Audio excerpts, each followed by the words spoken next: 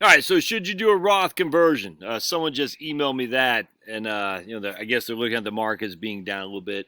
What's Nasdaq down? I mean, the S&P is down about what 8% or something like that. That's no big deal. Nasdaq is down, and I mean, let's see here. So we're gonna go to VTI, and we'll just look at what VTI is down.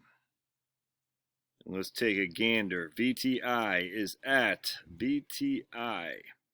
196 is down 2% so far today. VTI is 196. It was at 207. That's that's 5-6%, and I mean 2 weeks time. That's no big deal. Yeah, these aren't market crashes at all. I mean, Roth conversion should be when we get a market. I say crash. A correction is 10%. I don't even think that's enough, frankly.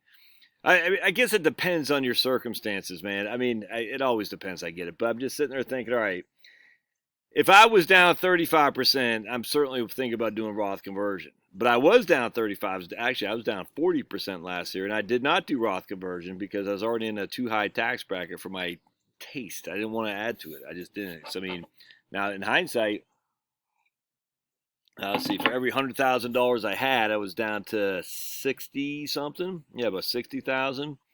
So it did a Roth. We'll just say did a Roth conversion of 60,000 bucks. I paid roughly 30% taxes to the Fed and state. So 30% on $60,000. That's 18,000, something like that. So 20,000, no, 18,000. Something like that. So anyway, what is? Let me see here. 30% on $60,000. Hold on a second. Look at this. 30%. Got my trusty calculator. 60,000 bucks times 0.7. Yeah, 18,000 bucks. Look at that. This lump of coal works every now and again. So I'd be at $42,000 when all is said and done. And then let's say it went up. How much did it go up since? Let's say double. So I'm still at 84,000 bucks. I'm still under where I was. See, it's gonna be tough to recoup that money when you pay the taxes. It's just gonna be tough. So for every $100,000, it was down to 60,000 bucks, and then you lose $18,000 from taxes. So now you're sitting 42, and we'll just say it doubles since that time. Now you're at 84, so you're still above where you were when the market crashed, which is nice. But after taxes and the market decline, you're still down, 20% or so, or 16%.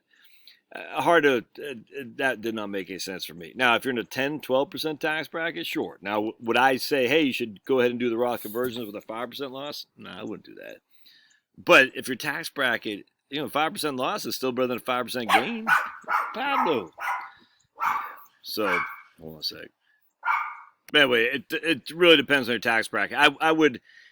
I wouldn't look at this as any more of an opportunity than we did just 2 weeks ago, simply because it's not much of a market decline. 5% is a drop in the bucket, man. It is. Now, I recognize what Tesla is down to 25% or something like that. So, if you're big on Tesla and you're long on it, just watching my man Jason Proctor over at Fighting Words Financial a little bit. He was doing a live stream. He thinks Tesla at 600 is going to be, 10, 15 years is going to be seen incredibly lucrative if you bought in at 600. I don't know. If that's you, then yeah, do Roth conversion for sure. I just think you gotta don't let a small decline in the market dictate if you're going to convert. This is nothing. I mean, bear market, yes, that's a definitive. But 5-10%, that's no big deal. It should be your tax consequence that drives that. A bear market should be the only thing that oversees a tax consequence, and even that, for me, it wasn't worth it. Yeah, I hope this helps. Thanks now.